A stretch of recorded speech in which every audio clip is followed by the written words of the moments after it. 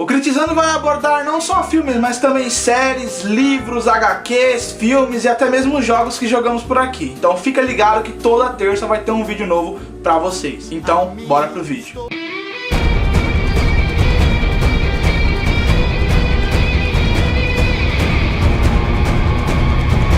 O que é você?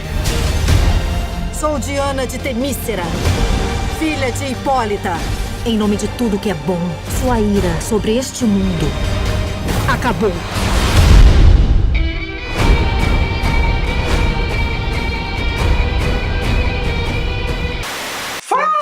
Aqui é o Brian e sejam muito bem-vindos ao Critizando. A crítica de hoje será sobre o filme Mulher Maravilha. Então se você ainda não assistiu o filme, vou dizer que contém alguns pequenos spoilers, mas nada que vai entregar muito da trama. Desde o anúncio sobre quem seria a Mulher Maravilha no filme Batman vs Superman gerou-se discordância, pois Gal Gadot parecia ser a pior escolha. Ex-miss, ex-modelo, ex-recruta do exército de Israel e ex-estudante de direito, agora atriz. Tínhamos visto ela como Gisele em Velozes e Furiosos. E ela não tinha um corpo e muito menos parecia ser capaz de interpretar uma personagem tão forte e importante que é a Mulher Maravilha. Então Batman vs Superman saiu e todos só pensavam uma coisa: precisamos de um filme solo da Mulher Maravilha. Alguns críticos ainda ousaram dizer que a Mulher Maravilha era a única coisa boa no filme do Batman vs Superman. E com toda essa euforia, não demorou muito para a bichona da Warner resolver fazer uma adaptação e fazer aí um filme da Mulher Maravilha. E então foram escolhidas as pessoas responsáveis por trazer essa adaptação às telonas. O roteiro ficaria a cargo de nada mais nada menos que Zack Snyder, enquanto Patty Jenkins ficaria com a direção do filme. E uma coisa que podemos dizer de antemão é que a tarefa foi cumprida com sucesso. Começamos com a linda Diana nos tempos atuais, um pouco depois de Batman vs Superman, trabalhando ali no seu serviço mundano, cuidando de alguns artefatos históricos. E aí que ela recebe do nosso querido Bruce uma fotografia em vidro, e é a mesma fotografia que a gente vê no filme do Batman vs Superman, quando ele tá vasculhando lá e acha todas aquelas pastas prontas que o Lex Luthor já tinha feito, do Aquaman, Flash e afim. Seguindo a mensagem, vem dizendo: achei a imagem original. Então a nossa querida Diana, olhando para a foto, nos teletransporta para o passado. E é aí que a aventura começa. Um ponto principal para mim é que a história de origem se mantém bastante fiel ao que vemos nos quadrinhos dos 952 e até mesmo um pouco do que estamos vendo do Rebirth, o grande renascimento. Mas ainda assim ela não deixa de homenagear o passado da Diana, pois o filme conta que ela foi criada a partir de Hipólita, sua mãe, que a fez do barro e foi dado a vida por Zeus. Que pra quem não sabe é algo que a gente comentou no nosso vídeo de origem da Mulher Maravilha, apresentado pelo nosso querido Jeff Alves, integrante aqui do canal. E eu aconselho muito vocês assistirem, tô deixando aqui no card. Outra coisa que eu gostei bastante é como é focado na doçura e inocência da nossa heroína, que quando apresentada desde o início até o fim, é muito claro ver suas evoluções e mudanças. E agora a gente chega naquele clichê: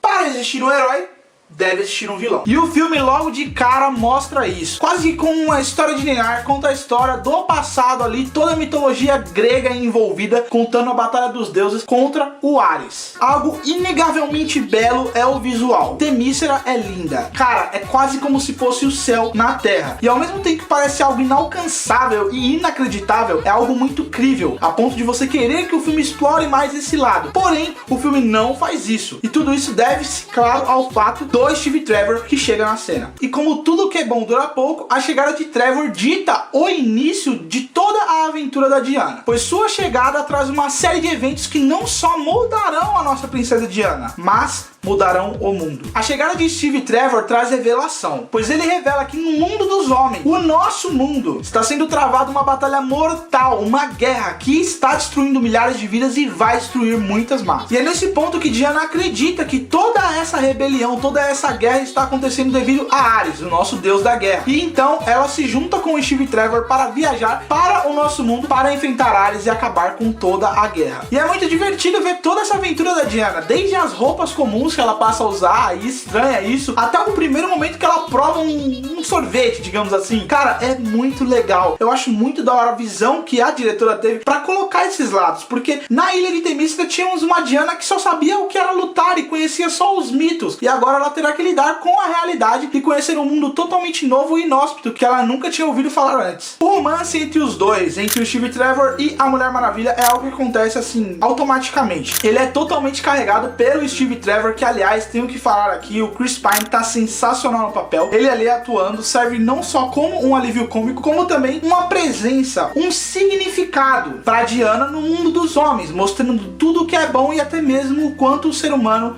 é falho. Pra mim, o maior problema do filme é tonalizar o que é real com o que não é. O maior exemplo disso é Ludendorff, que é até então a cara principal, o vilão do filme. Ele que é o general que tá por trás de toda a guerra ali do lado alemão. Até o final do filme, ele faz acreditar que o Ludendorff seria a versão humana do Ares. Até a grande revelação e enfim, eu não vou dar mais detalhes aqui. Mas até o fim, tudo é muito, muito real. Cara, ver ela saindo das trincheiras, entrando no campo de batalha pra lutar contra os alemães é algo que com certeza vai te deixar todo arrepiado. O filme consegue fazer isso de uma maneira muito bonita. E mesmo a batalha final, com todos os seus efeitos especiais e até os mais críticos dizendo que parece um show de Dragon Ball Z, cara, não te atrapalha em nenhum momento, porque o filme ele é tão bom, mas tão bom que até os seus pequenos defeitos passam despercebidos. A batalha ela tem um propósito e é muito bem justificada, e é por esse motivo que você esquece qualquer outro defeito que tem no filme e se preocupa apenas com a emoção que o filme está tentando passar pra você. Não só isso, a mensagem que ele carrega. Por fim, Mulher Maravilha consegue emplacar um ótimo filme da heroína, presenteando de forma honrosa os 75 anos de criação da Mulher Maravilha, que entre tapas e beijos, aos trancos e barrancos, desde a sua criação, conseguiu finalmente emplacar uma adaptação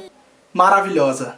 E essa foi a crítica, galera. Eu espero que vocês realmente tenham gostado. Não percam, Mulher Maravilha tá no cinema, estreou dia 1º de junho. E eu espero que vocês gostem bastante, assim como eu gostei. Eu sei que vai ficar perguntas: Brian, qual é o seu filme preferido do universo da DC? Eu vou responder todas essas perguntas em outro vídeo. Então, na moral, se você caiu aqui de paraquedas, se inscreve no canal para não perder mais conteúdos como esse. Até a próxima terça-feira com o Critizando. E até amanhã para você que assiste as nossas lives aqui no canal. Um grande abraço a todos, uma maravilhosa semana e tchau!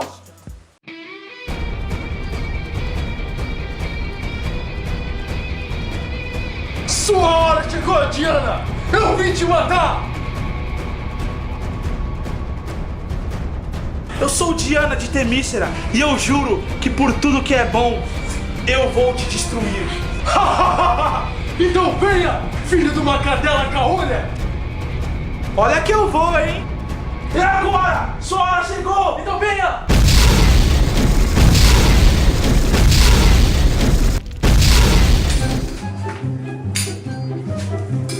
Levanta cá, Jefferson. E aí, vai beijar mesmo? Ou não vai, cadela? Ai, que bafo de alho. Sério? É, Você nunca vai me derrotar? eu não preciso disso. Ah! Oh! Ah! Ah! Que dor! Que dor! Clemência! Por favor, clemência! Essa é a última vez que eu te falo, Ares. Fique longe deste mundo, longe das Amazonas. Senão, eu volto pra te matar.